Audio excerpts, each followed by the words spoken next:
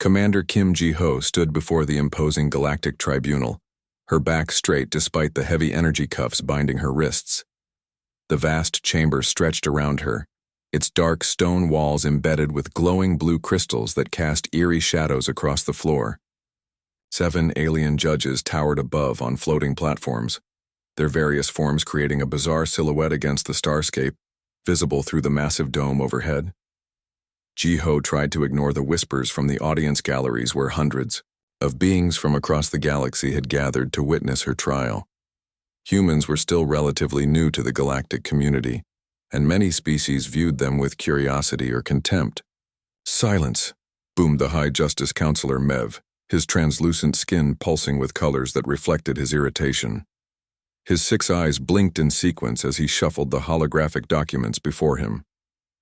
"Commander Kim Ji-ho of Earth Space, Force, you stand accused of destroying a Grell mining vessel in the protected Solarian sector. How do you plead?" Ji-ho lifted her chin. "Not guilty by reason of defense. The Grell ship was harvesting resources illegally in Earth's protected zone, and fired upon my vessel when asked to withdraw." A ripple of murmurs swept through the chamber. The Grell representative, a bulbous creature with tentacles twitching nervously, floated forward on its hover platform.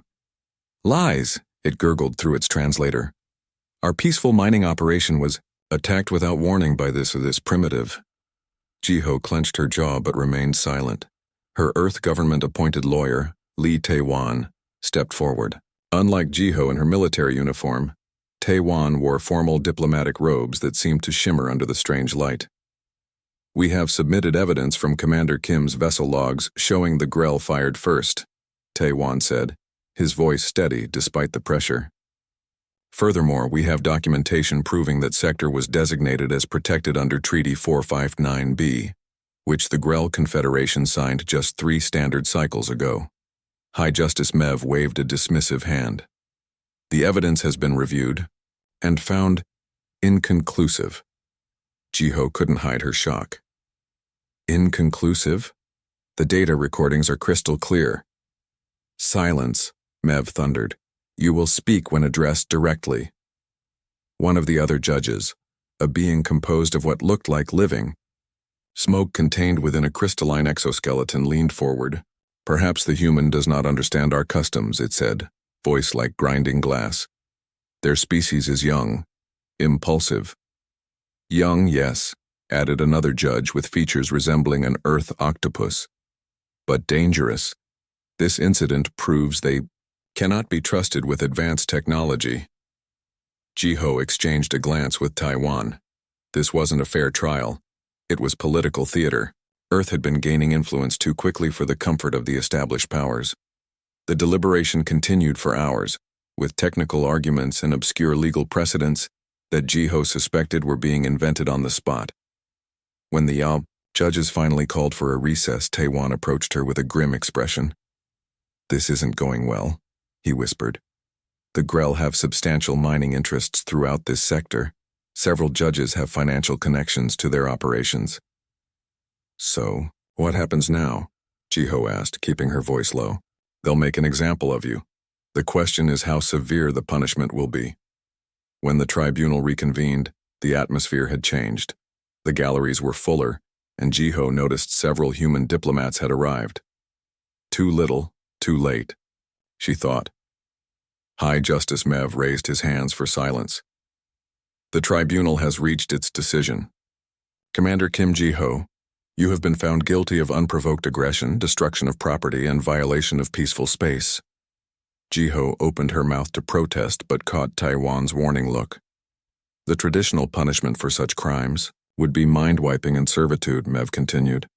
"However, given the unique physiology of humans, and in the interest of scientific observation, this tribunal sentences you to exile on Thanatos 9. A collective gasp swept through the chamber. Even the other judges seemed surprised. "Thanatos 9? Tae-wan stepped forward, his composure finally breaking. "That's a death world. No sentient being has survived there beyond 30 cycles. "Precisely," Mev said, his skin now pulsing with smug satisfaction. "Commander Kim's species boasts of their adaptability and resilience. Let us see if humans are truly as exceptional as they claim. Jiho felt cold dread wash over her, but refused to show fear. Thanatos 9 was infamous, a planet with crushing gravity, toxic atmosphere, extreme temperature swings, and predatory fauna evolved for maximum lethality. This sentence violates 16 different articles of the Galactic Charter, Taewan protested, frantically pulling up references on his tablet. The decision is final, Mev declared, banging a crystalline gavel that echoed throughout the chamber. The prisoner will be transported immediately. As guards moved to escort her away, Jiho locked eyes with Mev. You think this is a death sentence, she said quietly, her words carrying in the sudden silence. You've just made a terrible mistake. And what mistake is that, human? Mev asked, amused. Jiho allowed herself a small smile. You've given me a chance to survive, and that's all any human has ever needed. The guards pulled her toward the exit, but not before she saw uncertainty flicker across Mev's features. As the massive doors closed behind her, Jiho began mentally preparing for what lay ahead. Where other species saw certain death, she saw a challenge. Humans had evolved on what many galactic species would consider a death world themselves. Now, she would show them exactly what that meant. The transport ship shuddered violently as it entered Thanatos 9's turbulent atmosphere. Commander Kim Jiho sat strapped into the cramped prisoner pod, her hands still bound by energy cuffs that glowed with an eerie blue light. Through the small viewport, she watched lightning crack across clouds the color of bruised flesh. Enjoying the view? The pilot's voice crackled through the intercom. Most prisoners shut their eyes at this point. Jiho kept her gaze steady. How many have you dropped here before? A pause. 17. You're number 18. And none survived past 30 cycles. The pilot chuckled. The record is 28 cycles. Some bulky four-armed warrior from the Krell Empire thought he was invincible. The ship lurched again. He lasted longer than most. Jiho closed her eyes not from fear but to center herself. The tribunal had allowed her one small mercy, a basic survival pack containing a knife, water purifier, emergency shelter, and minimal medical supplies. Standard issue for exile sentences, though usually to much more hospitable worlds. Final. Approach, the pilot announced. Any last words you want recorded for your species? Just drop me on flat ground if possible, Jiho replied calmly. I'd hate to break my leg before I even get started. The pilot laughed, genuinely this time. You know, I almost like you, human. Good luck down there, you'll need it. The pod detached with a metallic clang, and Jiho's stomach lurched as it plummeted toward the surface. Stabilizers kicked in too late, sending the pod spinning. She gritted her teeth, forcing herself to breathe steadily as the ground rushed up to meet her. Impact came with a bone-jarring crash. Something in the pod's structure gave way with a screech of tearing metal. Pain exploded in Jiho's side, a broken rib, maybe two. The pod skidded across rocky terrain before finally coming to rest at an awkward angle. For several minutes, Jiho just breathed through the pain, waiting for her vision to clear. The energy cuffs had deactivated on impact as programmed. Small mercies. A hissing sound caught her attention.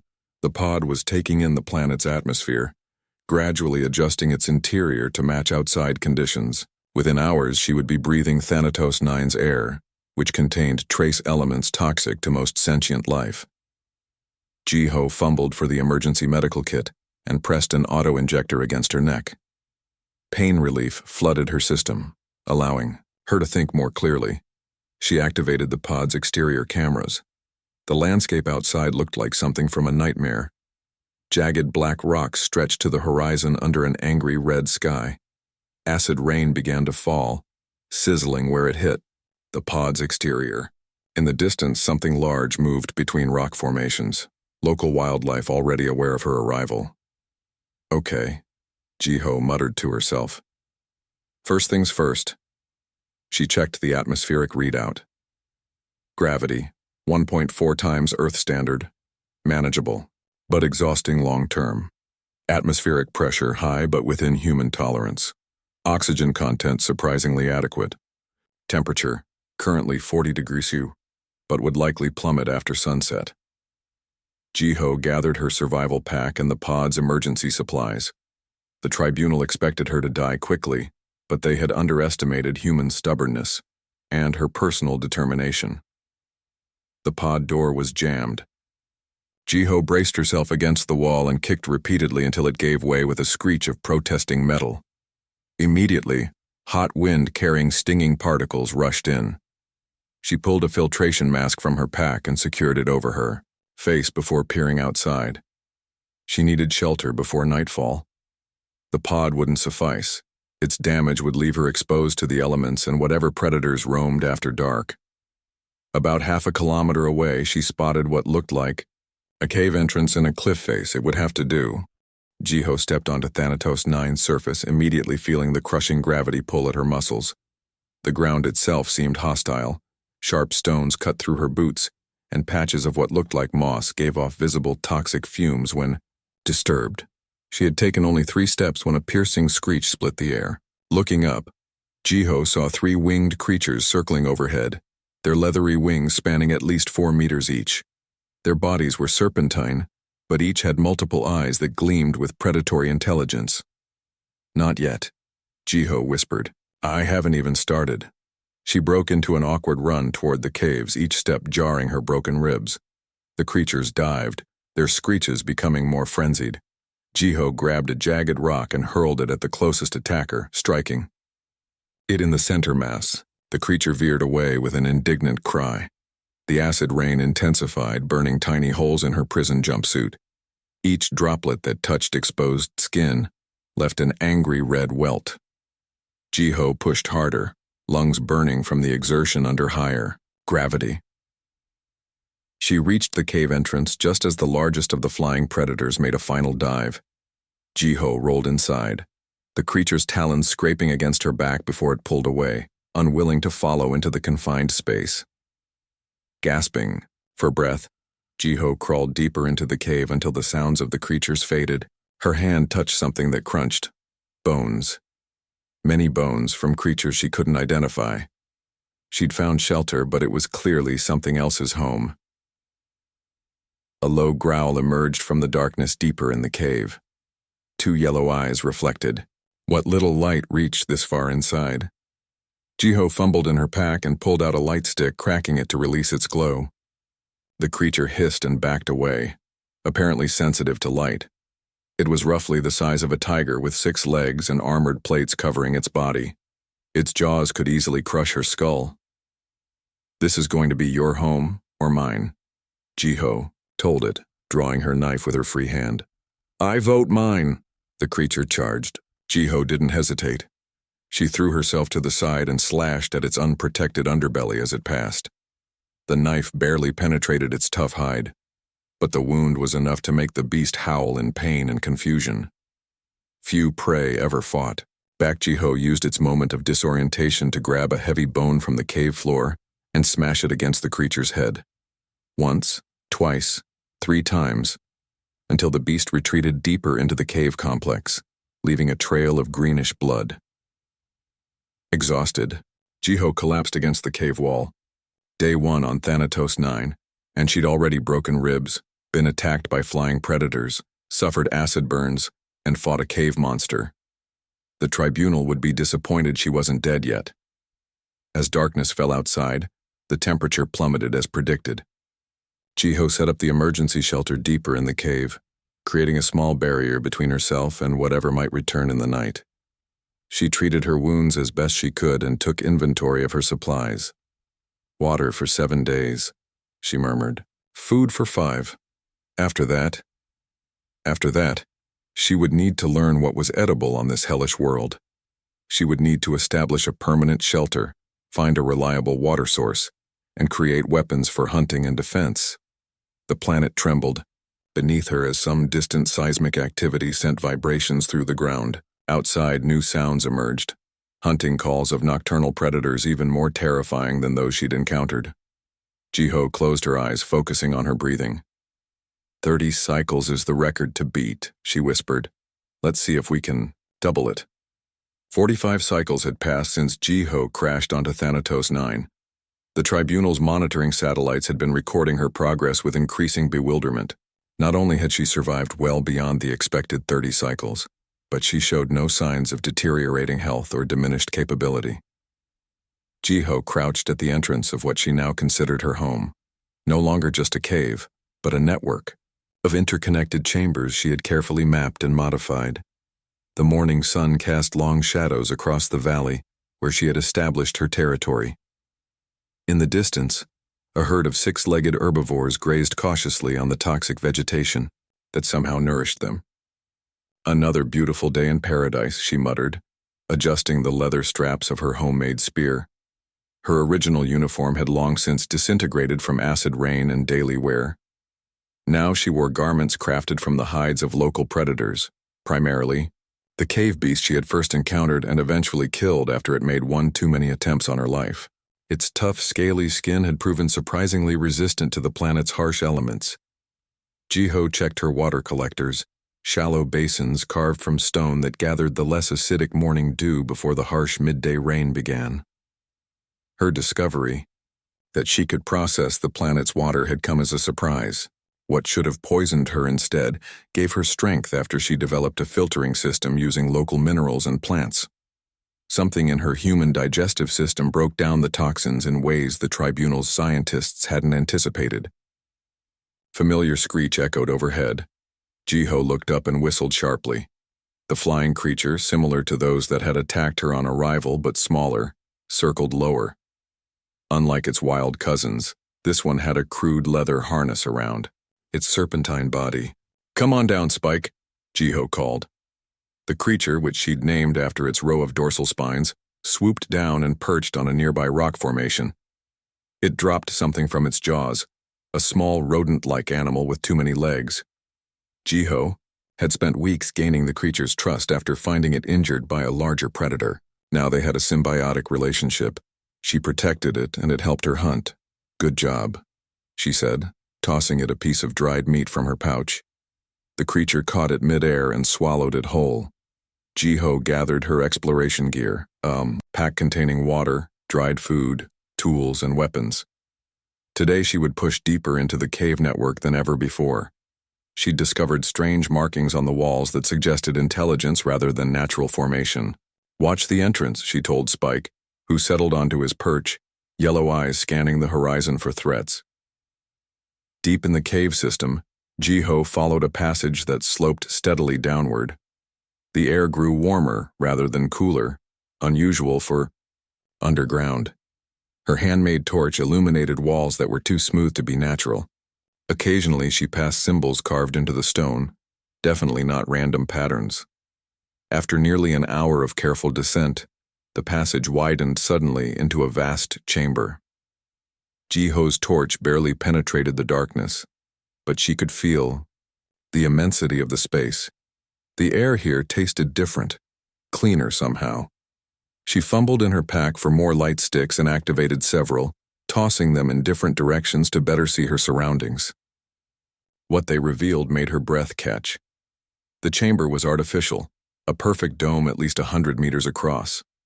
At its center stood structures that could only be described as buildings, constructed from the same black stone as the surrounding cliffs, but shaped with obvious purpose. Technology of some kind was embedded in the walls, dark panels that might once have provided light or power. "I was right," Jiho whispered. "Someone was here before." She approached the nearest structure cautiously. Its entrance was proportioned, for beings roughly human-sized. Inside, she found what appeared to be living quarters, spaces that might have been beds, storage areas, and what looked disturbingly like equipment for scientific research. On one wall hung a faded image, a map, she realized. It showed Thanatos 9, but not as the hellscape it was now. The image depicted oceans, forests, and what appeared to be cities.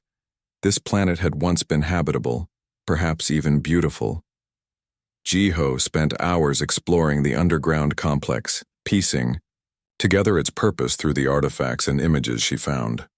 This had been a research station of some kind, operated by an unknown species. More importantly, She found evidence that Thanatos IX's current hostile environment was not natural, but engineered, the result of deliberate terraforming gone wrong, or perhaps gone exactly as intended. In one room, she discovered equipment that still hummed with latent energy.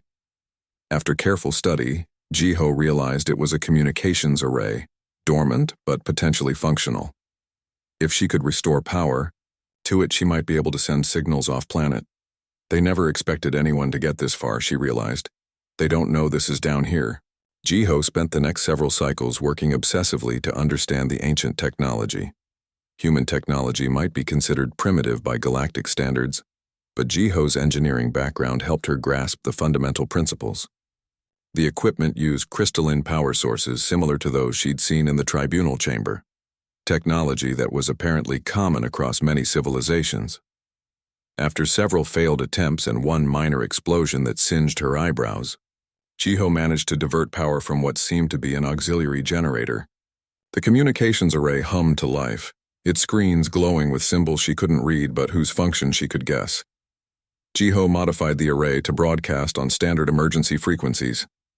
She couldn't send complex messages, but she could generate a signal that would be recognized as artificial, proof that something intelligent remained alive on Thanatos IX, far beyond the expected survival window. What she hadn't expected was to receive a response.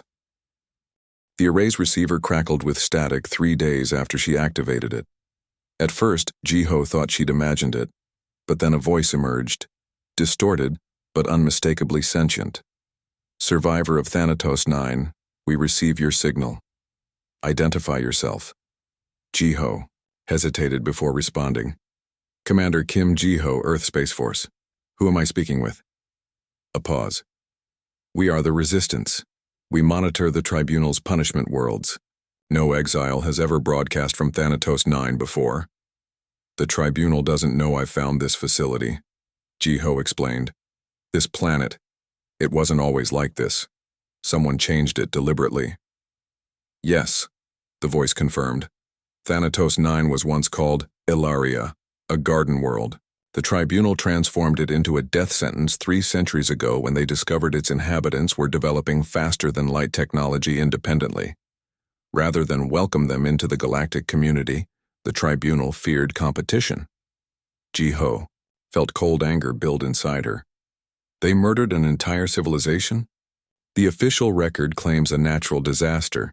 The truth is known only to the highest echelons of the Tribunal. The transmission crackled. "Your survival has created quite a stir, Commander. The Tribunal expected you to die like all others, before you. Instead, you thrive. Some are watching with great interest." "What happens now?" Jiho asked.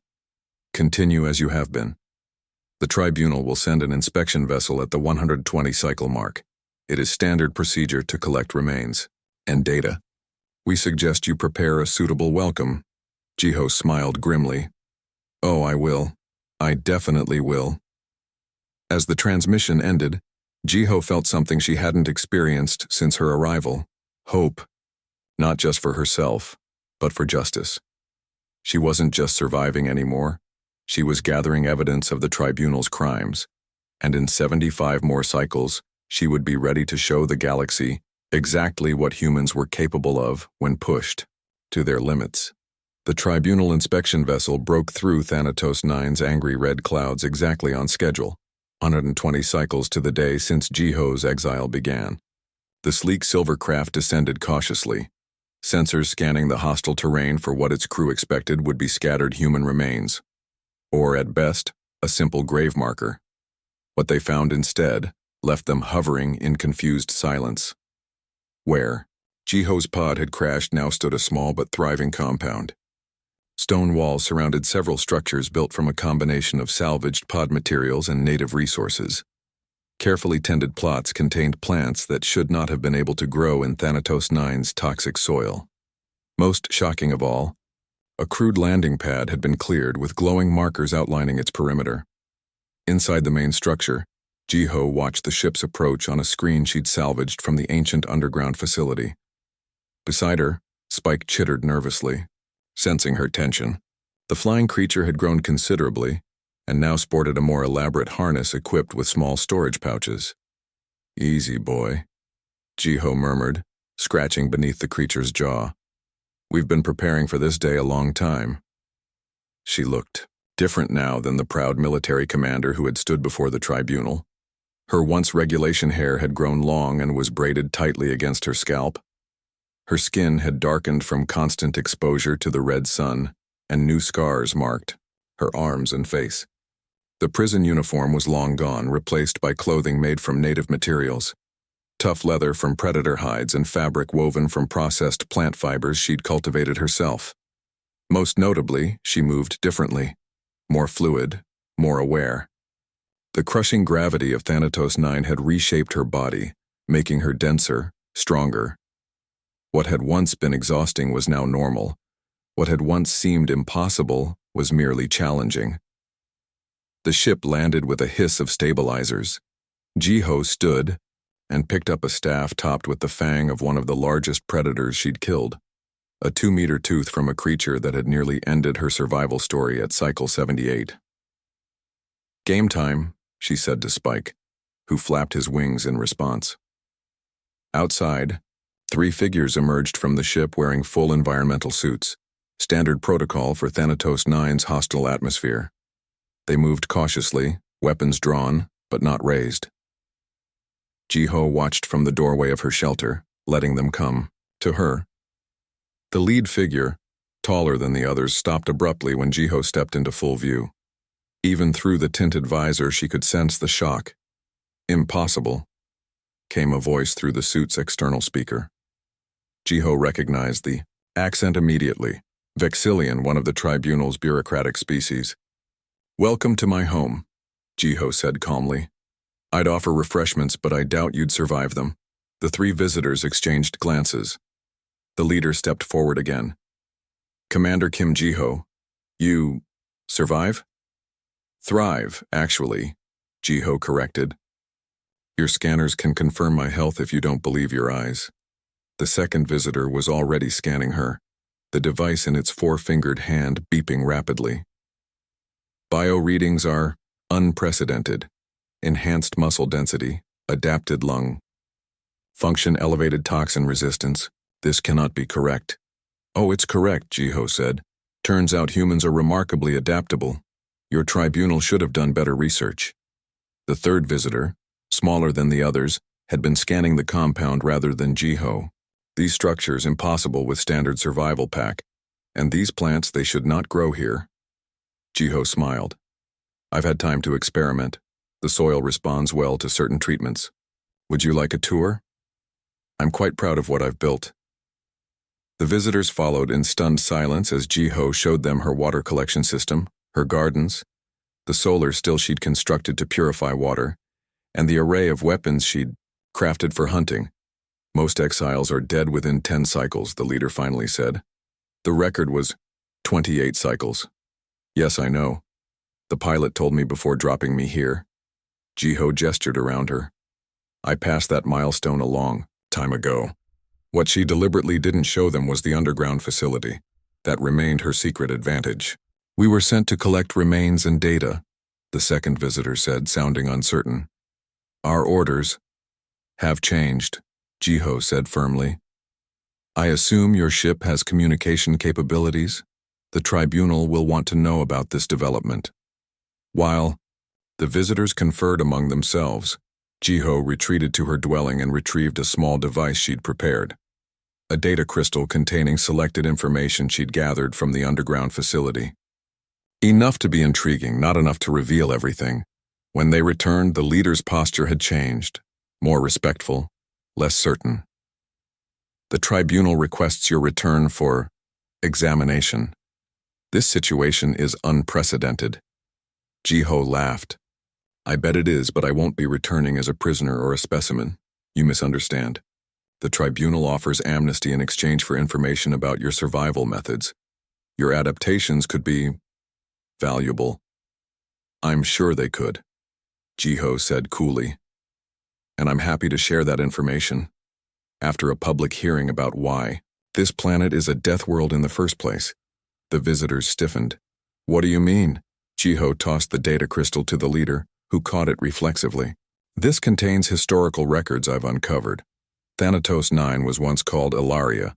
It was a garden world with its own civilization until the tribunal decided to make an example of it. This planet didn't evolve to be hostile, it was transformed. As punishment. The smallest visitor made a sound of distress. These are serious accusations. The tribunal records state clearly that the tribunal records are falsified. Jiho interrupted. And I have proof. That crystal contains only a fraction of what I've discovered. The leader's voice became threatening. If you resist return, we are authorized to use force. Jiho smiled and whistled sharply. Immediately, Spike swooped down from where he'd been circling overhead. At the same time, from behind rocks and hidden burrows, a dozen smaller creatures emerged, each wearing simple harnesses Jiho had crafted. You're welcome to try, she said calmly. But I should mention that I've spent the last 20 cycles mapping and activating this planet's ancient defense systems. Those satellites you used to monitor me, I can control them now. This was a bluff. She could only intercept their signals, not control them. But the visitors couldn't know that. What do you want? The leader asked finally. I want a fair trial. Not the theater I received before. I want the truth about this planet made public. And I want safe passage guaranteed by someone other than the tribunal. Jiho crossed her arms. I understand there's a resistance movement that would be very interested in what I've discovered here. The visitors conferred again, this time more urgently. Finally, the leader turned back to Jiho. We will deliver your terms to the tribunal. A decision will require time. I've got plenty of that, Jiho said.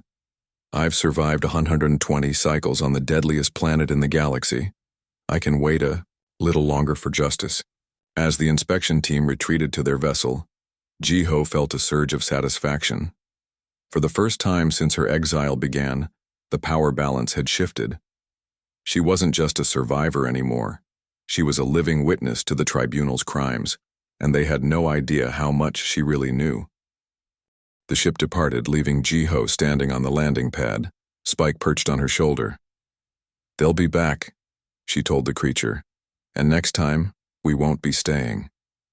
The grand chamber of the Galactic Tribunal looked vastly different than when Jiho had last stood in it. Gone was the theatrical emptiness designed to intimidate lone defendants. Today, every seat in the massive amphitheater was filled with representatives from hundreds of worlds across the galaxy. The air hummed with tension and expectation. Jiho waited in a small antechamber, dressed not in prison garb, but in an outfit of her own creation, a formal adaptation of the clothing she'd designed on Thanatos 9, reinforced leather dyed deep blue with natural pigments she'd discovered. Around her neck hung a pendant containing a small vial of the planet's soil, a reminder of what she'd endured and overcome. They're ready for you, announced Park Sung-min, the Earth diplomat who had been assigned as her liaison. His eyes still held the amazement that had been there since she'd first returned to Earth space 3 weeks ago. Are you sure you don't want me to speak first? The protocol is— I know the protocol, Jiho said calmly, and I'm breaking it. I didn't survive Thanatos 9 by following rules designed to kill me. Sung-min nodded reluctantly. The Earth delegation will back whatever play you make. The vids of your survival have made you something of a legend already. Jiho smiled thinly. Good. We'll need that leverage. The massive doors swung open. Jiho took a deep breath and stepped into the chamber. The buzz of conversation died immediately, all eyes turning to watch her progress across the gleaming floor. Unlike before, she walked freely, head high, steps, confident despite the lighter gravity that still felt strange after 120 cycles on Thanatos 9. High Justice Counselor Mev sat in the central position, his translucent skin pulsing with colors that betrayed his discomfort. Beside him, the other 6 judges watched with expressions ranging from curiosity to outright hostility. Jiho stopped at the center of the chamber and gazed up at them, saying nothing, letting the silence stretch uncomfortably. Finally, Mev spoke. Commander Kim Jiho, you stand before this tribunal under unusual circumstances. Your survival on Thanatos 9 represents an unprecedented event, that merits special consideration. Does it? Jiho asked, her voice carrying effortlessly through the chamber. Or does it simply expose the cruelty of a punishment you never expected anyone to survive? Murmurs rippled through the audience. Mev's colors darkened with annoyance. The tribunal has granted you this hearing as a courtesy. No, Jiho interrupted, something she would never have dared before her exile. You've granted this hearing because you're terrified of what I discovered on Thanatos 9. You're terrified of what I know about Ilaria. The name hit like a physical blow. Several of the judges visibly recoiled. In the audience, delegates leaned forward, suddenly more attentive. That name is not recognized by this tribunal, Mev said stiffly. Jiho reached into a pouch at her waist and removed a small projector she had salvaged from the underground facility. She set it on the floor and activated it. Immediately, a holographic image appeared, a three-dimensional map of Thanatos 9 as it once was, lush continents surrounded by blue oceans, cities clearly visible. 342 years ago, Jiho said, this planet was home to a thriving civilization. They called themselves the Ilarians.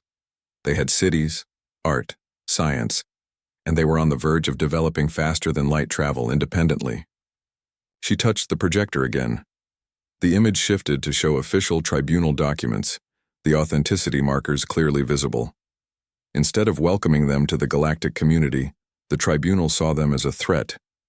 This document, which I found in a sealed archive beneath the surface, authorized planetary reconditioning as a warning to other emerging civilizations who might develop outside tribunal control. The chamber erupted in shocked conversations. One of the judges, a crystalline entity, rose abruptly. This is fabricated evidence. This human could not possibly have. I spent 120 cycles on that planet, Jiho cut in. I had nothing but time to explore, to discover, to learn. Did you think I would just sit in my crashed pod and wait to die? She changed the projection again. Now it showed the underground facility, the laboratories, the evidence of deliberate terraforming, including the release of engineered organisms designed to make the atmosphere toxic. The tribunal didn't just kill a civilization, Jiho continued, her voice steady despite her anger. You transformed their world into a torture chamber where you could send people to die slowly, all while pretending it was simply a harsh natural environment.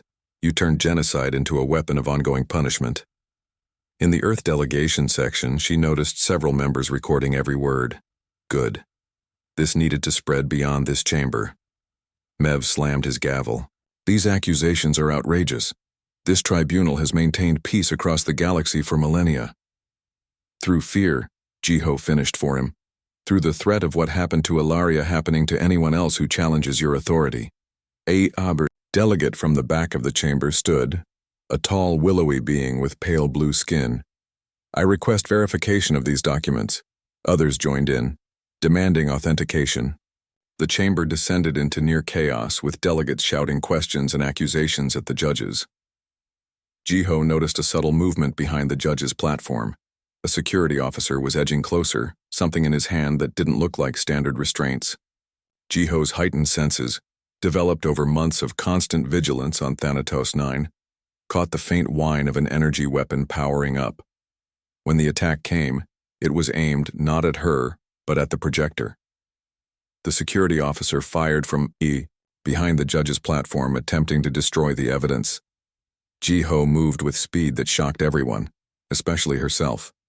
The gravity here was so much lighter than what she'd adapted to that she practically flew. Intercepting the blast with a piece of metal paneling, she tore from the floor.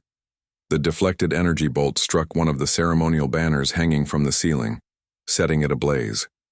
Pandemonium broke out as delegates rushed for exits. Stay where you are, Jiho shouted, her voice cutting through the panic. This is exactly what they want. Confusion, fear, a chance to destroy evidence. To her surprise, many delegates did halt, turning back to watch as Jiho vaulted onto the judge's platform in a single bound. She disarmed the security officer with a precise strike to his arm before any of the judges could react. This tribunal stands accused of genocide, of falsifying records, and now of attempted assassination, Jiho announced, standing among the stunned judges. I demand an immediate vote of no confidence from all member worlds. What happened next would be replayed on news feeds across the galaxy for months. One by one, delegates stood and declared their positions. Old alliances fractured as the evidence Jiho had brought became impossible to ignore. Smaller worlds that had long chafed under tribunal authority seized their moment. By nightfall, the old tribunal had been suspended pending a full investigation. An interim council was established with representatives from 12 worlds, including Earth, tasked with reforming galactic governance. Jiho stood on a balcony overlooking the capital city, watching the sunset paint the sky in colors that reminded her strangely of Thanatos IX's violent atmosphere. Sungmin joined her, offering a drink. The interim council wants you as Earth's permanent representative, he said without preamble. They're saying only someone who survived what you did can truly appreciate what's at stake. Jiho took a sip of the drink, savoring flavors she had missed during her exile. And what about Thanatos IX? What about Illyria? That's the other thing, Sungmin said, smiling. The restoration project starts next month. Experts think they can reverse the terraforming process within a decade. The descendants of Illyrian refugees who escaped before the catastrophe have been contacted. They'll have their world back. Jiho closed her eyes briefly, feeling a weight lift from her shoulders. Then I'll take the position on one condition. Name it. My first official visit will be back to Thanatos IX, she said. There's someone I need to bring home.